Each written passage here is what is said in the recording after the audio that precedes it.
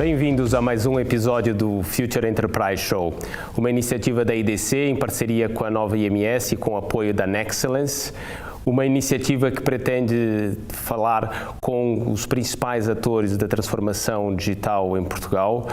Future Enterprise é o termo utilizado pela IDC, ou a framework e a visão da IDC para o futuro das organizações, uma organização que se quer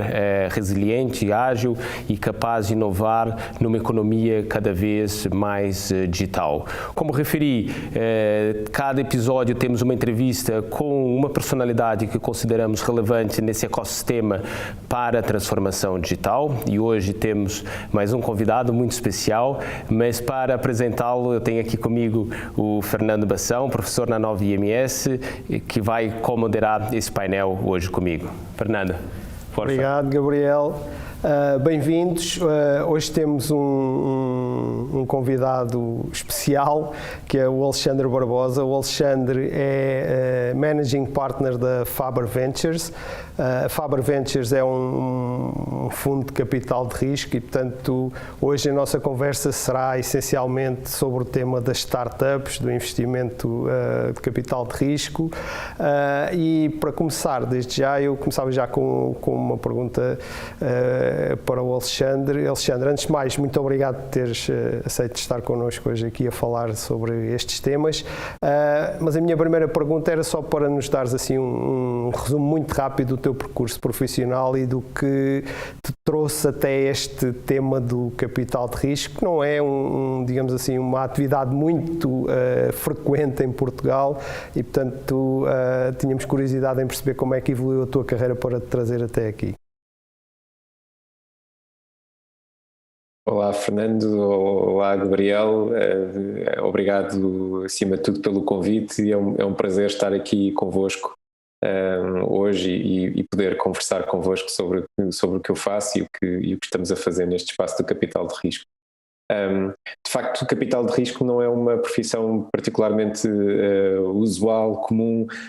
em Portugal e é talvez por isso também que me senti atraído pelo espaço do capital de risco como uma das ferramentas principais de apoio à inovação,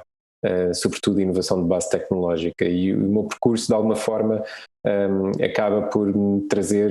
até aqui de forma,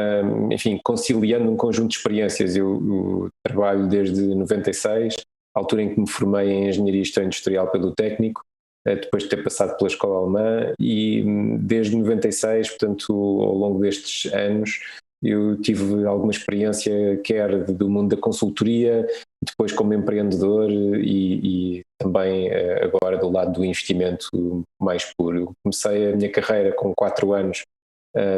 enquanto consultor na área de estratégia na Oliver Wyman, na altura era Mercer Management Consulting. Trabalhei em Portugal, em Espanha e no Brasil, sobretudo.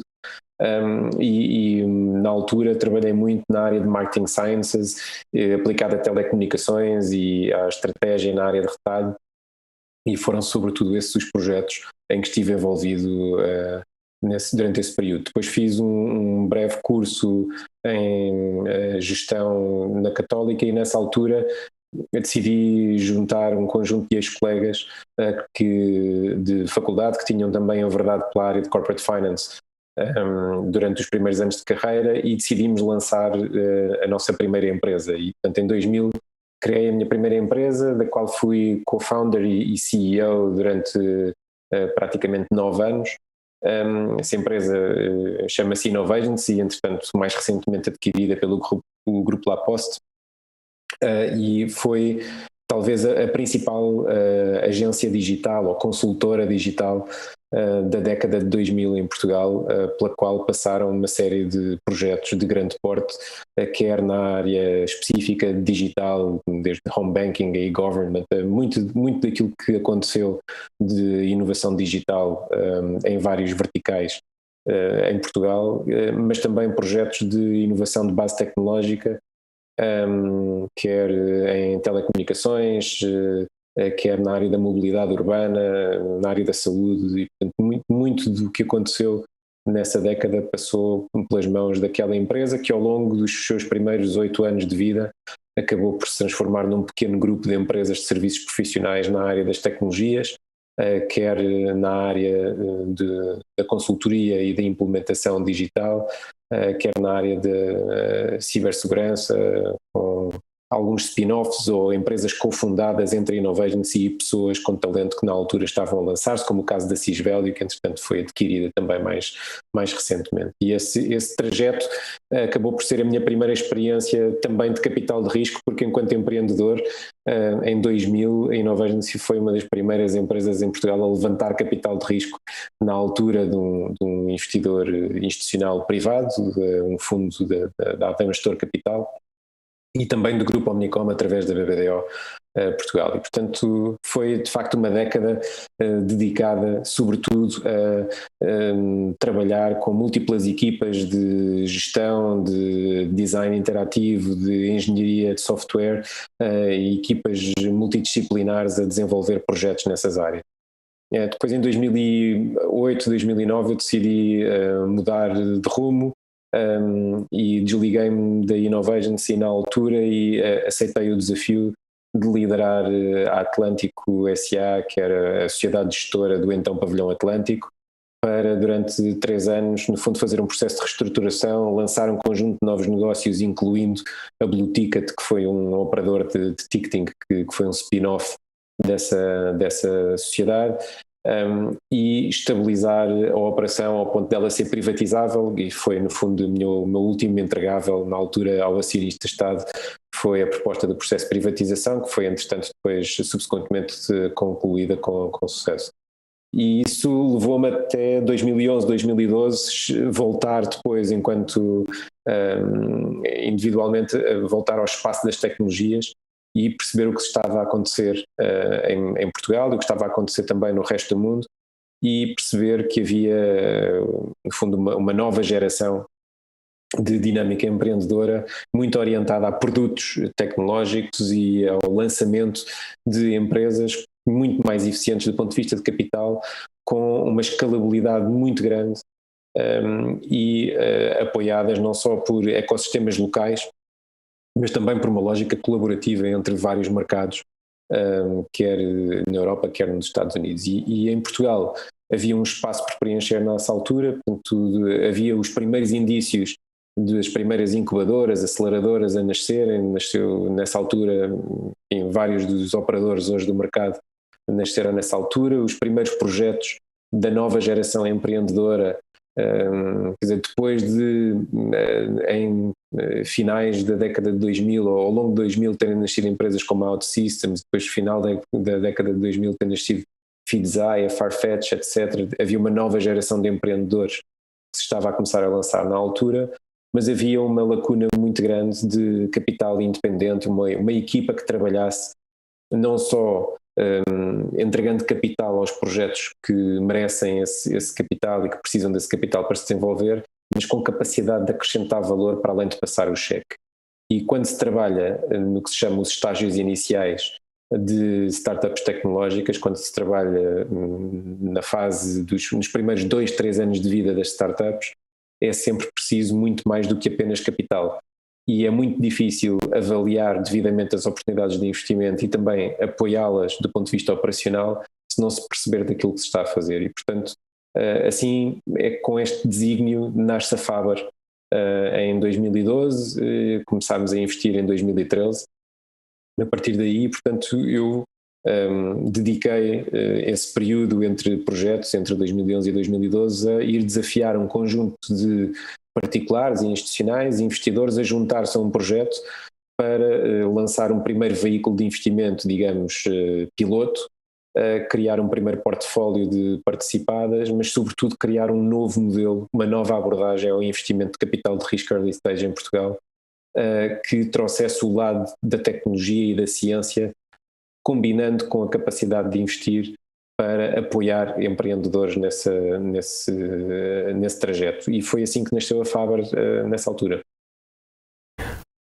Alexandre, um longo currículo e também já um longo trabalho por parte da Faber, né, que lançou em 2013 esse primeiro veículo e ficamos a saber que há poucos meses atrás vocês lançaram um novo fundo, né, o Faber Tech 2, que é no fundo aqui uma segunda fase da Faber Ventures. Queres partilhar connosco um pouco mais em detalhe aquilo qual é o foco do fundo, quais é que são as expectativas? Partilha isso connosco. Claro que sim. A Faber é sinónimo de um dos investidores mais ativos e de mais manga arregaçada, digamos, na Península Ibérica a trabalhar nas fases iniciais dos projetos tecnológicos. E se nós dedicarmos os primeiros anos, desde 2013, a investir em alguns dos mais promissores projetos que nasceram a partir de Portugal, entre os quais a Unbabel, a Cedars, a Codas, e são projetos que têm de alguma forma ADN português e em que nós tivemos a felicidade de ser escolhidos por essas equipas de fundadores para sermos o seu parceiro de investimento inicial, e portanto é essa convicção de que reunimos condições para ser o primeiro investidor a ajudar as equipas de empreendedores a levantar o projeto do chão e a desenvolvê-lo nas fases iniciais até à próxima fase de investimento tipicamente internacional e ao scale-up internacional, digamos assim. Esse primeiro trajeto é feito localmente. Nós, durante os primeiros anos de investimento, apoiámos projetos que estavam a lançar, enfim, quer na área de B2B, Software as a Service, quer também alguns mercados e muita coisa na área de mobile. Quando olhamos para o que se passa mais recentemente ao longo dos últimos 2, 3 anos e sobretudo as perspectivas para os próximos anos, vemos que claramente as melhores oportunidades de investimento, mas também os projetos mais distintivos e mais impactantes do ponto de vista de transformação empresarial e industrial são projetos que estão centrados no tema dos dados e da inteligência artificial, machine learning e data science. E foi nesse sentido que nós desenhámos o nosso segundo fundo, para apoiar um segundo portfólio de participadas com quem contamos vir a trabalhar, e é um fundo que muito sucintamente está vocacionado para empresas que buscam até 1,5 milhão de euros num primeiro investimento. Tipicamente investimos em empresas nas rondas pre-seed e seed, portanto, tipicamente nos primeiros 2, 3 anos de vida das empresas, às vezes ainda antes dos produtos estarem completamente desenvolvidos e antes de haver sequer clientes a pagar, outras vezes um pouco mais tarde, mas claramente centrados tendo na tese de a inteligência artificial, o machine learning e, no fundo, data management, a gestão dos dados, é central naquilo que vão ser as indústrias ao longo dos próximos 5, 10 anos. E, portanto, foi assim que lançámos um fundo que conta com o apoio muito importante do Fundo Europeu de Investimento e de alguns investidores nacionais e internacionais, quer particulares, que são da indústria da tecnologia, quer institucionais, mas que tem um foco, um posicionamento muito claro de sermos o investidor preferencial destas equipas que estão a trabalhar com novas tecnologias no sul da Europa. E foi assim que nasceu este novo fundo, que tem à data de hoje uma dimensão de cerca de 20 milhões de euros, mas que está ainda aberto em fundraising e, portanto, pretendemos atingir um target mais próximo dos 30 milhões ainda este ano. Muito bem. Alexandre, diz-me uma coisa. Bom, eu suponho que, para mim, o investimento em startups é uma coisa dificílima, muito complicada, mas eu não sou investidor. A minha curiosidade era saber qual é que é o teu, digamos, o teu quadro analítico quando alguém vem ter contigo para te suscitar um investimento ou quando tu abordas alguma empresa para investir. Ou seja, quais são aqueles aspectos que parecem cruciais, centrais, para te levar a considerar mais seriamente, porque eu imagino que vejas múltiplas opções, múltiplas ofertas, abordes muitas empresas com as quais acabas por não investir. O que é que a ti te parece que é central? Ou seja, se eu fosse um empreendedor, ou para qualquer empreendedor que nos esteja a ouvir, qual é o teu foco quando começas a conversar com uma empresa destas, e quais são, digamos assim, os sinais que para ti são, digamos, bons sinais de que as coisas podem vir a correr bem? É muito importante perceber, se quiseres, a montante da resposta à tua pergunta, o que é trabalhar em capital de risco e o que é esta classe de ativos, não é? O que é esta atividade. E nós, equipa gestora de um fundo de capital de risco, temos essencialmente duas contrapartes ou dois clientes. Temos os empreendedores que servimos primeiro e que queremos ajudar a ter o máximo sucesso possível. E ao servir bem esses empreendedores e ao escolher bem os empreendedores com quem trabalhamos e ao sermos escolhidos pelos melhores,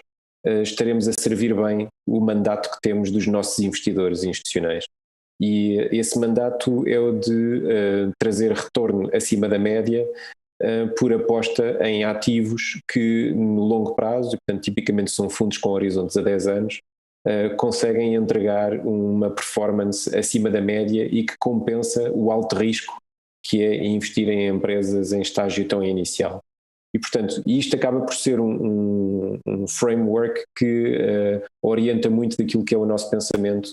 quando estamos perante uma equipa de empreendedores. Nós na Faber somos, enfim, 4 sócios, e a equipa acaba por tocar, de alguma forma. Nós temos acesso a cerca de, depende dos anos, mas entre 600 a 1000 projetos por ano, é mais ou menos a métrica que temos, top of funnel, não é? E fazemos investimento em menos de 1% disso por ano, e para formar um portfólio de cerca de 20 empresas, mais ou menos, fazemos, enfim, 5 a 7 investimentos por ano ao longo de um período de 4 anos, sensivelmente. Portanto, quando nos sentamos com um empreendedor, há vários critérios que nós procuramos seguir e que têm muito a ver com este mandato que nós temos em mãos. E tudo começa com a equipa. E, portanto, quando nós procuramos um investimento, procuramos uma equipa que esteja a trabalhar numa solução para um problema suficientemente grande para que ao longo dos 5, 10 anos seguintes, ao trabalhar esse problema, ao servir uma determinada necessidade, um determinado use case, esse problema seja suficientemente grande para se construir um negócio que possa vir a ter receitas de 50 a 100 milhões daí a alguns anos. E, portanto, só assim é que se pode ambicionar criar uma empresa que tenha algum impacto transformador a nível global numa determinada indústria. E para isso é preciso um conjunto de ingredientes, e o primeiro tem a ver com as pessoas. Numa fase inicial procuramos as pessoas que reúnem na equipa fundadora, e tipicamente nós estamos muito vocacionados para trabalhar com equipas fundadoras que vêm da esfera científica e, portanto, das engenharias, sobretudo, e que têm algum tipo de propriedade, algum tipo de competência que nos convence que serão capazes de dar os primeiros passos com sucesso ao lançar um projeto, mas também que serão a equipa que vai crescer profissionalmente e que vai conseguir desenvolver um projeto inicial de 4, 5 pessoas e de 0 receita, para daí a poucos anos estar a faturar múltiplos milhões de euros em termos de receita e crescer para equipas de centenas de pessoas, tipicamente distribuídas em várias geografias. E, portanto, essa capacidade de execução é algo que nós procuramos, não só esse brilho, esse caráter distintivo de uma determinada equipa que seja acima da média do ponto de vista da competência, mas que permita antecipar que vão ser também competentes a executar as suas ideias para além da criatividade inicial que os seus planos possam ter. E depois há um conjunto de indícios e de métricas que procuramos em função da maturidade dos projetos. Portanto, o segundo critério claro tem a ver com produto. Portanto, perante um determinado problema que uma startup se propõe a resolver, então, para além do problema ter que ser suficientemente grande para justificar uma empresa grande a nível internacional, depois a solução que essa equipa esteja a desenvolver ou venha a desenvolver tem que ser de alguma forma proprietária, tem que ser distintiva, tem que haver algum caráter único e especial que lhe confira uma vantagem, seja uma propriedade industrial particular, seja uma vantagem de mercado, porque consegue estar sempre à frente ou estar sempre na linha da frente do ponto de vista de produto. Depois tem que ter um modelo de negócio que seja escalável, e isto significa que, podendo dar os primeiros passos em Portugal ou em Espanha ou em qualquer outro país da Europa, ao fim de poucos anos, seja um negócio que tenha uma escalabilidade com alguma eficiência de capital, que não cresça tipicamente cidade a cidade ou país a país, e por isso tendemos a investir em empresas cujo modelo de negócio assenta muito em tudo o que tem a ver com cloud, com software as a service, portanto com tecnologias cujo modelo de distribuição pode ser feito por via digital e remota e com um footprint internacional, multigeografia. E depois, naturalmente, se os projetos já tiverem alguma maturidade comercial, queremos perceber qual é que é a tração, quais é que são os pontos de validação, que tipo de clientes é que está a começar a pagar, se já existe algum segmento específico de mercado que está a começar a ter melhor tração e a validar a proposta de valor desse produto. Mas eu diria que os primeiros critérios que mencionei, que são a equipa, a natureza do problema e como é que a solução está a ser talhada e quão proprietária é, quão distintiva é, são alguns dos critérios principais na fase inicial destes projetos. Alexandre, eu tenho acompanhado aquilo que tem sido feito em termos de research na IDC a nível global, e nós temos vindo a apoiar as empresas tecnológicas, enfim, as grandes, a Microsoft, a Google, a Apple e outras empresas, a selecionarem startups tecnológicas que, enfim, têm sido adquiridas a centenas, né, nos últimos anos. Nós recentemente publicamos uma previsão que aponta para que não só as empresas tecnológicas, mas cada vez mais o mercado como um todo,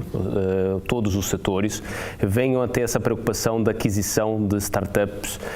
e a previsão concreta era que cerca de 25% das grandes empresas mundiais, independentemente de serem do setor da IT, do setor da banca, retalho e outros, iriam comprar uma startup com IP que pudesse ajudá-los nos temas relacionados com machine learning, AI e tecnologia a desenvolver o seu produto, os seus serviços, a serem mais competitivas, e portanto essa é uma forma, no fundo, de ajudar os incumbentes a fazer a transformação, no fundo adquirirem startups, mas não só, não é? Há várias formas de colaboração entre as startups e os incumbentes. Nós vemos o mercado nacional ainda pouco maduro naquilo que é essa relação com as startups, quer seja para parceria, quer seja para aquisição. Como é que tu vês essa relação entre as startups e os incumbentes, e qual o papel das startups na transformação digital dos incumbentes? Gabriel, eu acho que é a leitura que tu fazes e que a IDC traça daquilo que é a relação entre as startups e os incumbentes e o mundo empresarial, é aquela que nós vemos acontecer no terreno. Portugal ainda está um passo atrás de alguns dos mercados mais maduros e mais sofisticados nessa colaboração, mas o ponto de vista da IDC é corroborado por uma série de outros data points que vão exatamente na mesma linha. Quer dizer, a Sapphire Ventures publica anualmente o seu CIO Index, e se o ano passado havia 10% dos CIOs em vários verticais nos Estados Unidos que diziam que trabalhavam comercialmente enquanto clientes com startups no âmbito do seu budget de IT, nos 12 meses seguintes esses CIOs esperavam aumentar esse número para 50%. E portanto é inequívoco dizer que ao longo dos próximos 5, 10 anos todos os verticais das indústrias vão ser mais impactados por tecnologia. Nós vamos ter mais impacto, mais penetração, vamos lidar mais vezes com Big Data, com Analytics, com AI, Machine Learning, Data Science, com Blockchain. Quer dizer, todas as novas tecnologias emergentes vão estar mais presentes no desenvolvimento dos negócios em várias indústrias do que no passado. E portanto, quando olhamos para o que se passa nas startups mais promissoras, vemos um conjunto de pessoas altamente qualificadas a desenvolver soluções de nova geração para resolver problemas cujo legacy dos incumbentes é muito menos ágil a resolver. E por isso é apenas natural que, de forma crescente, e o que se passou ao longo do último ano, do ponto de vista de mercado, com a situação da pandemia, só veio acelerar esse fenómeno. Múltiplas empresas fora de Portugal, mas também em Portugal, aceleraram a sua colaboração com startups. Eu diria que em Portugal ainda há menos propensão para movimentos mais imediatos de M&A, de aquisição, etc. Mas até isso está a começar a voltar a acontecer, porque há vários anos havia aquisições em Portugal e isso abrandou durante algum tempo, mas hoje em dia nós vemos que quer no mundo B2C, com o mundo dos marketplaces, novos modelos de negócios digitais virem transformar a forma como nós nos relacionamos com o consumo, e na esfera B2B tudo o que tem a ver com Next Generation Data Management e inteligência artificial, com automação, etc. Tudo aquilo que tem que ver com processos de tomada de decisão e de análise, e que vai transformar e que está a transformar essas indústrias. E, portanto, essa tendência, eu diria, é inevitável. Há um número crescente de indústrias e de grandes empresas que está a encontrar as formas possíveis e a explorar diferentes alternativas, se aproximar do mundo das startups, incluindo a possibilidade de aquisição. Mas, em paralelo com o estudo de possibilidades de aquisição, há um conjunto de modelos alternativos de relação com o mundo das startups, e há, mesmo em Portugal, um conjunto de grupos empresariais que estão a fazê-lo. Normalmente começam pela aceleração, pela experimentação com proximidade a centros de incubação, a programas de aceleração. Alguns começam depois a equacionar, fazer investimento direto em startups, mas cedo percebem que não têm perfil para se envolver enquanto acionistas minoritários de pequeninas empresas com uma taxa de mortalidade e um elevado risco, portanto acabam por muitas vezes ficar vocacionados para investir através de fundos e, portanto, participar, ganhar exposição a esse tipo de radar tecnológico de vigilância de tendências,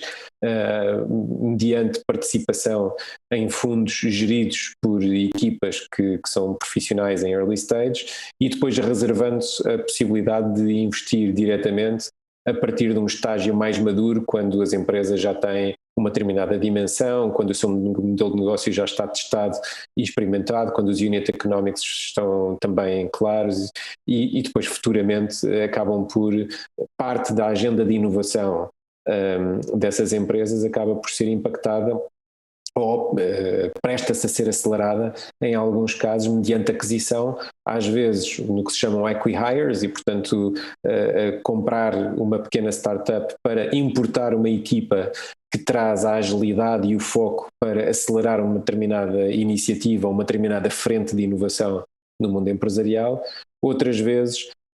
a motivação da aquisição tem a ver com a integração de um produto, do produto dessa startup numa suite mais alargada de produtos do incumbente, e outras vezes tem a ver com o impacto que as startups já estão a ter, aí já em maior escala, na transformação, no modo de fazer um determinado negócio, num modelo de uma determinada indústria. E aí a única forma, por vezes, dos incumbentes se manterem relevantes é de facto irem aglutinando as startups e poderem assim, por aquisição, continuar a desenvolver a sua inovação e as suas marcas. Olha, Alexandre, eu gostava de ter, isto não é bem uma pergunta, é mais um pedido de comentário. Tu há pouco falaste dos dados, da inteligência artificial e por aí. Tu achas que parece que os dados são cada vez mais a vantagem competitiva que muitas empresas conseguem capturar, digamos assim, para desenvolver o seu negócio? E se achas que os dados têm um papel cada vez mais importante, porque hoje em dia nós vimos que o software, a tecnologia, acaba por ter um acesso relativamente simples. Portanto, Python, todas essas tecnologias que servem muito de base aos desenvolvimentos de grande parte destes produtos, pelo menos em fases iniciais, têm toda a tecnologia disponível, livre para toda a gente no mundo, e muitas vezes os dados parecem constituir a tal vantagem competitiva mais perene que pode permitir garantir algum sucesso durante mais tempo. Eu gostava de comentar-se isto, mas também à luz daquilo que me parece ser alguma assimetria na forma como os grandes blocos económicos olham para este tema dos dados. A Europa muito centrada no direito do utilizador, do direito do consumidor, os Estados Unidos muito centrado no direito das empresas, ou seja, os dados são das empresas e por isso podem fazer com eles o que entendem, e na China muito centradas no Estado e nos direitos que o Estado tem sobre a informação dos cidadãos. Como é que tu vês, caminhando para a frente, o desenvolvimento de todos estes sistemas? Ou seja, até que ponto é que os dados podem condicionar países relativamente pequenos como Portugal para ter uma participação mais ativa neste desenvolvimento tecnológico e, por outro lado, como é que estes três grandes blocos comerciais podem ter dificuldades de relacionamento, tendo em conta estas perspectivas tão diferentes sobre os dados? Eu acho que é uma realidade que se vem desenvolvendo já há alguns anos e que, fruto dos desenvolvimentos mais recentes na área especificamente de inteligência artificial e de data management, eu acho que vai ter desenvolvimentos acelerados ao longo dos próximos. Eu acho que nesse contexto nós temos, diria, a felicidade de sermos europeus e de, enquanto país, estarmos integrados num conjunto de parceiros que dentro do espaço europeu têm culturalmente e enquanto continente têm tido uma preocupação sobre temas de gestão de privacidade, não só do ponto de vista dos dados do consumidor, mas também no contexto empresarial criar guidelines de respeito pela privacidade, de ética, e é aqui que o plano do regulador ou dos reguladores tem um papel muito relevante para garantir a ética na gestão de dados e na própria construção dos modelos. Eu acho que os dados são de facto um ativo crucial para que se possa desenvolver aplicações úteis e impactantes com recurso à inteligência artificial, machine learning, mas a existência dos dados de per si não garante uma vantagem competitiva do ponto de vista comercial. Sem os dados é muito difícil desenvolver modelos, mas sem modelos não se faz muito dos dados e, portanto, num contexto de enterprise software ou de aplicações industriais, soluções industriais de inteligência artificial, o que nós vemos é que, por um lado, a capacidade de garantir acesso a dados, mas também a qualidade desses dados, a forma como se gera todo o pipeline de dados até à correta aplicação e retirar insights e poder analisar, construir os modelos, pôr esses modelos a funcionar e, por outro lado, ter a capacidade de integrar diferentes fontes de dados num determinado ambiente de negócio. Isso, por exemplo, é o caso da integração crescente entre aquilo que são as plataformas de software com todo o tipo de hardware ou sensores, a sensorização das nossas vidas e mesmo em ambiente industrial, a congregação desses vários ambientes para construir datasets que são realmente ricos para construir modelos, a combinação entre aquilo que é a pura tecnologia e depois o contexto humano para criar as libraries necessárias e dar o contexto necessário aos modelos para que depois a tomada de decisão possa de facto atingir níveis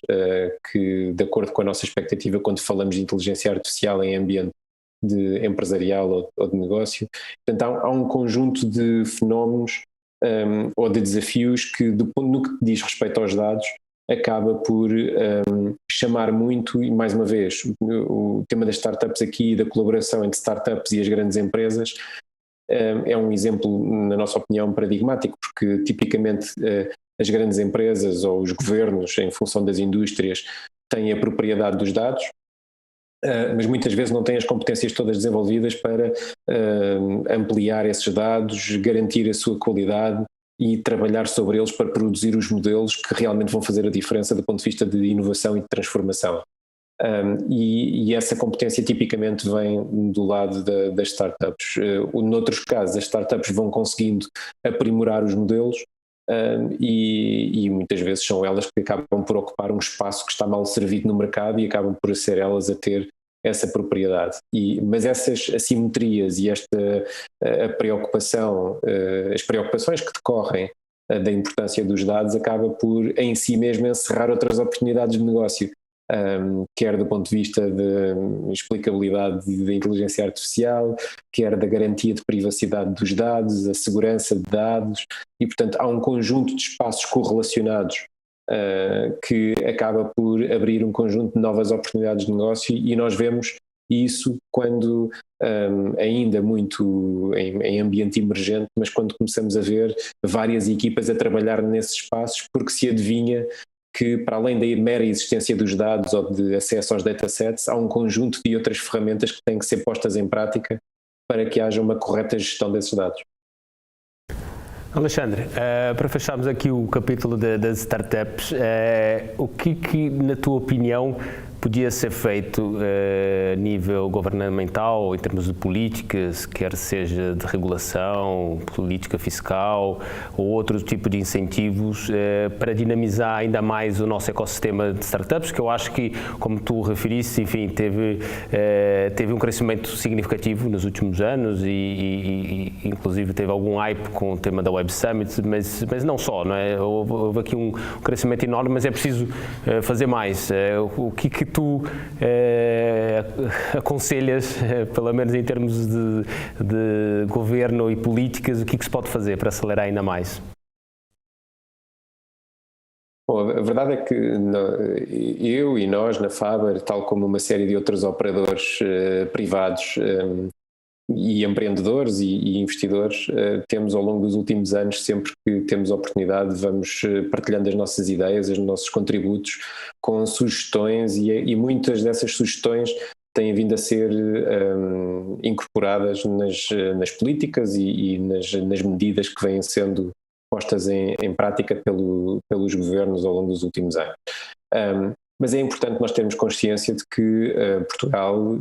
ainda está numa fase muito inicial no ciclo de consolidação no plano europeu enquanto ecossistema empreendedor. Portanto, nós estamos na cauda dos países europeus no que diz respeito a startups per capita, estamos na frente dos países europeus no que diz respeito a sermos um destino para talento de toda a Europa, mas também de oportunidades de negócio, especificamente na área das tecnologias, o que levanta um enorme desafio de falta de talento em Portugal, e portanto nós temos que ter capacidade de atrair pessoas dos vários quadrantes do ecossistema empreendedor de outros países para colmatar as lacunas que nós temos em Portugal. Falta-nos gente em Portugal. E eu acho que temos sofrido ao longo da última década um conjunto de ciclos desfavoráveis que inequivocamente têm limitado a capacidade de ação dos governos. Eu acho que nós temos que procurar simplificar. Tem que ser simples ser um investidor internacional a atuar em Portugal, tem que ser simples para um investidor internacional, venha ele de onde vier, ter capacidade de participar num fundo ou investir numa sociedade portuguesa, numa startup. Tem que haver um melhor reconhecimento do que significa ser startup. Uma startup é um projeto altamente escalável, de grande risco, de base tecnológica, que ao longo dos primeiros anos de vida tem necessariamente cash flows negativos porque investe todos os seus recursos em crescer aceleradamente. E isso não é compatível com os cânones tradicionais, quer no plano fiscal, quer no plano financeiro, na banca, etc., para corretamente interpretar aquilo que são as necessidades e as realidades do mundo das startups. E, portanto, eu acho que tem que haver uma melhor capacidade de simplificar os processos Nós já temos um conjunto de intenções e, portanto, Portugal, enquanto país, tem tem construído uma marca de ser um dos ecossistemas emergentes, mas mais promissores para os próximos anos, e agora tem que ser consequente e facilitar a vida a quem quer atuar neste mercado e não complicar, porque senão nós não conseguimos atrair essas pessoas. Por outro lado, eu acho que nós temos que ter consciência que o elo fraco nestes projetos é sempre o empreendedor, na medida em que no início de um projeto corre risco pessoal, risco financeiro, pode estar muito provavelmente a hipotecar vários anos da sua vida, e se recorre ao apoio ou dos Estados ou dos investidores privados, etc., é porque não tem os seus recursos. E, portanto, é fundamental que o Estado consiga também proteger as startups que nascem no país, e isso consegue-se de várias maneiras, entre as quais, por exemplo, sendo um cliente ativo de startups, cedendo dados, partilhando datasets. Nós somos confrontados com múltiplas startups em outras geografias que têm uma colaboração muito mais facilitada com os seus Estados e que vêm nos Estados também um cliente muito claro. E, portanto, essa proteção, fomentar esta proximidade entre as empresas, desde logo as empresas de capital público e as startups, para que haja um exemplo daquilo que pode ser o resultado impactante dessa colaboração. Mas de resto há um mandato, na minha opinião, de simplificação e de termos a oportunidade de, se em alguns domínios ainda não estamos na frente, não é pela escala que nós vamos liderar a Europa. Acho que podemos continuar a consolidar o país como uma referência na área do empreendedorismo, se conseguirmos realmente alinhar os recursos que temos ao nosso alcance, localmente, internacionalmente. Nós temos muita gente de muito sucesso a nível internacional que tem, enfim, de alguma forma uma relação com Portugal, e portanto temos que conseguir alinhar esses recursos de maneira a ajudar a próxima geração de empreendedores e termos uma especialização assumida, por exemplo, nesta área de Data Science, Machine Learning e Inteligência Artificial. O trabalho que é feito ao nível académico e por alguns dos empreendedores que têm base científica, e nós, por exemplo, nas nossas mais recentes participadas temos vários PhDs que decidiram lançar-se como empreendedores. Nós temos trabalho de nível mundial a ser feito, em particular nessas áreas em Portugal, e portanto temos que fazer mais do que já fazemos bem, e capacidade de atrair mais gente, mas também a sermos, por não estarmos na frente em todas as áreas, podemos olhar para o que se faz bem noutros países mais maduros e simplesmente aplicar essa fórmula, porque ela é simples. Olha, Alexandre, nós estamos aqui a chegar próximo do fim da nossa conversa. Sei que também tens outras coisas para fazer, foi um prazer até agora, e portanto temos duas perguntas muito simples para o fim, está bem? Eu sei que tu tens filhos, e como o teu papel, digamos, a tua profissão 24 horas, não 24 horas, mas 16 horas por dia, isso é saber como é que vai ser o futuro. O que eu te queria perguntar é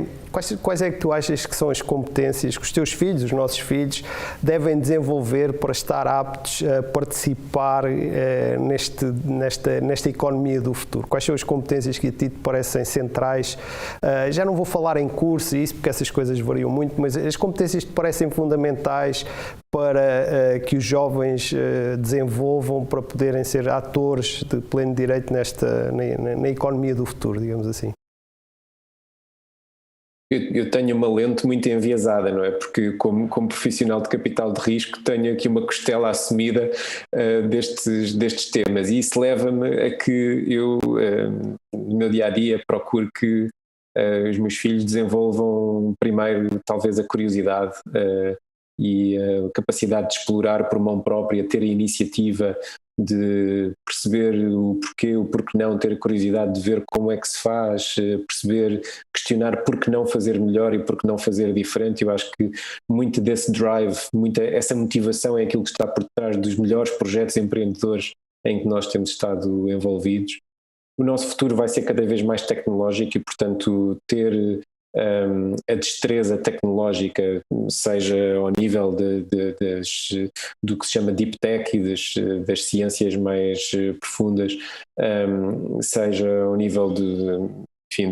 enquanto consumidor, não é? A destreza tecnológica, mas também a empatia para a vertente humana, que à medida que nós vamos aumentando o grau de automação das nossas indústrias, não podemos perder tudo o que se relaciona com as artes, com a cultura, com a criatividade e as manifestações artísticas de diferentes tipos em torno da criatividade. Portanto, eu diria que estas motivações, estes comportamentos, a curiosidade, o espírito de iniciativa, o lidar com o risco, lidar com o falhanço. E, portanto, eu acho que hoje em dia há uma tendência para haver um overparenting, não é? Portanto, nós protegermos demasiado os nossos filhos e, portanto, dotá-los da capacidade de lidar com o falhanço, nem tudo é perfeito. Acho que isso é muito importante para nós culturalmente estarmos predispostos ao risco e para questionar a forma como as coisas hoje são feitas e fazer melhor amanhã. Alexandre, para terminar, há 2 livros que te marcaram, ou a nível pessoal ou profissional, e porquê? Enfim, tantos livros ao longo dos anos. Eu acho que talvez, sim, ter que escolher 2, eles estão inevitavelmente de formas diferentes relacionados com o que ao longo dos últimos 8 anos eu tenho feito, e com o projeto Faber, que do ponto de vista profissional hoje se cruza muito com o que é a minha vida. Há um livro que é o The Hard Thing About Hard Things, do Ben Horowitz. O Ben Horowitz é um dos 2 sócios fundadores de uma firma que eu admiro muito, que é Andreessen Horowitz, que é uma referência mundial na área de capital de risco nos Estados Unidos, e o livro que ele escreveu conta na primeira pessoa, no fundo relata um conjunto de aspectos que são difíceis, a dificuldade de gerir as empresas. Portanto, nós muitas vezes superficialmente lidamos com o empreendedorismo como se fosse uma coisa da criatividade e quem é que tem a melhor ideia, mas a capacidade de executar e a dificuldade na execução acaba por separar os sucessos dos falhanços muitas vezes, e o livro dele é uma lição na primeira pessoa da longa experiência que ele teve das diferentes situações que podem surgir na vida de uma empresa e que são decisões muito difíceis, momentos difíceis, mas é nos momentos difíceis que muitas vezes fazem os projetos vencedores, e portanto é um livro que eu gostei de ler, li com muito interesse.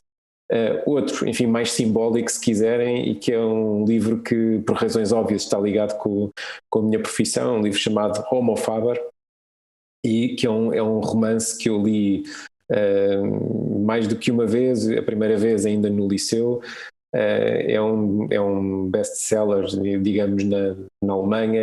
É escrito pelo Max Frisch, que é um romancista suíço, e eu creio que o livro data, enfim, do final dos anos 50, portanto no período pós-guerra,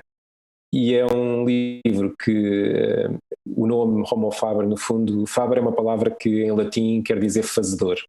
e isso para mim e para nós na Faber representa muito, tem a ver com a capacidade de fazer coisas e com a capacidade de fazer acontecer e de executar. E o Homo Faber é um conceito, enfim, da Grécia Antiga, e que tem a ver com cada um de nós ser capaz. O Homo Faber é supostamente, complementa ao Homo Sapiens, alguém que controla o seu destino através do seu trabalho e da sua obra. E o livro que o Max Frisch escreveu no fundo, tem uma trama, não é? Tem um argumento, tem uma história, que no fundo acaba por contrapor o papel das novas tecnologias e do mundo crescentemente tecnológico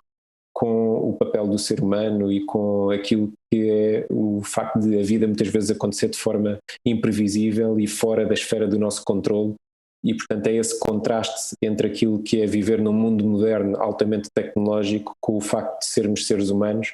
E é um livro que eu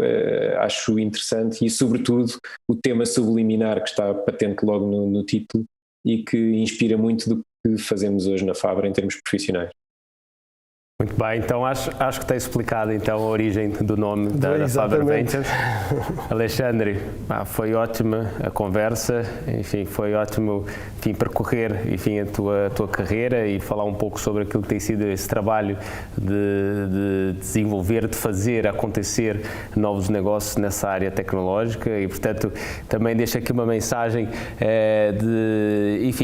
para os nossos líderes de organizações que estejam a fazer a transformação, que tenham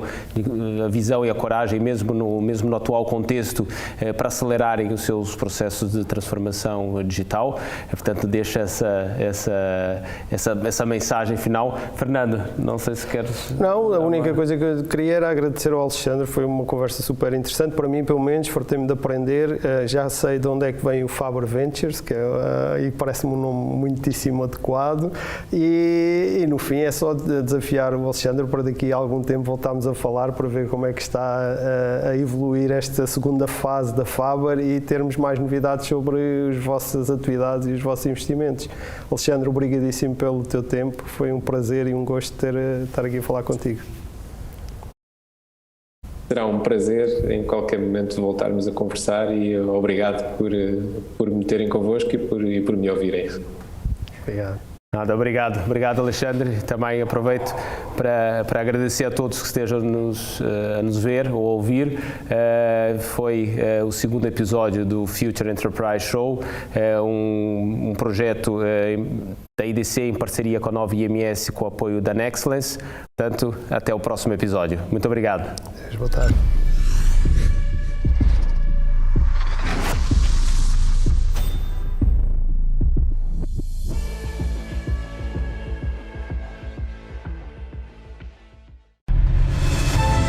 Nexcellence by Glint, uma parceria para criar o futuro digital, com respostas baseadas em experiência, com dimensão e ambição, com uma visão global e talento nas competências mais inovadoras. Nexcellence, powered by Glint, knowledge to empower.